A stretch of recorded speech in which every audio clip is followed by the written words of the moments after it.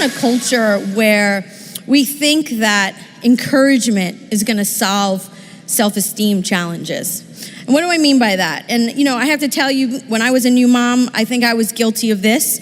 They walk and they're like, "You're walking so amazing," and they do anything. Children, when you're a first time mom, everything they do is amazing to you. You think your child is the smartest child out there, and this is what I did. I don't know if any of you are relating with me right now, but we amp them up, and it's almost a false sense of encouragement.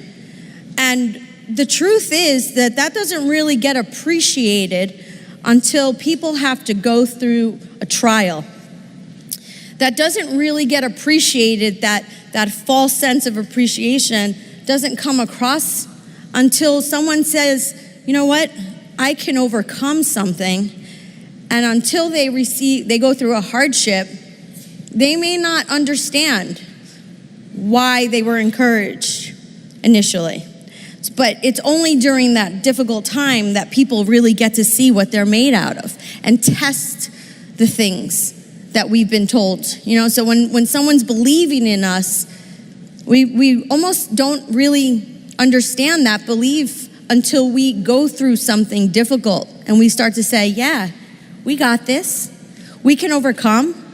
I'm going to stand back up because I know people are standing with me through this."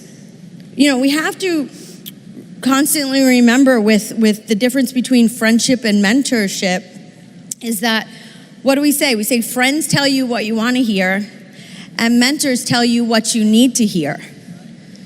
So I just knew that in a friend environment that I had to be aware of the standards that I upheld myself to, the backing that I had for the last 18 years of being around this organization.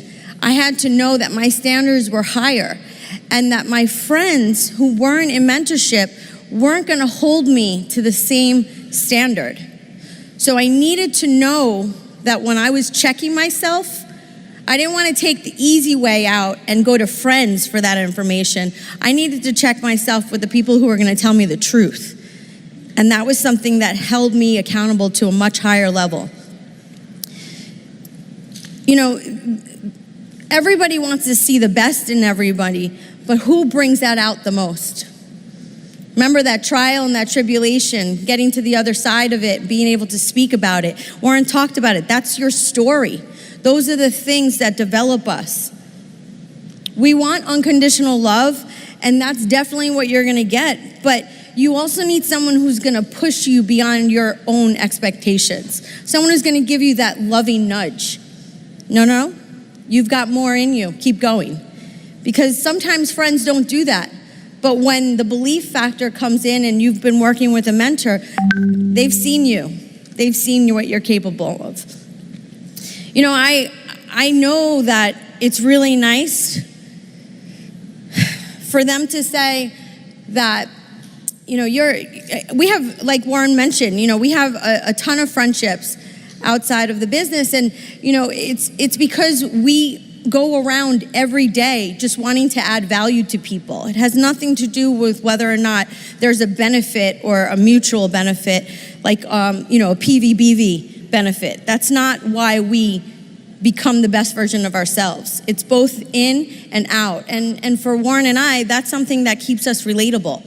So we have a lot of friendships, and we're always looking to speak life into them as well.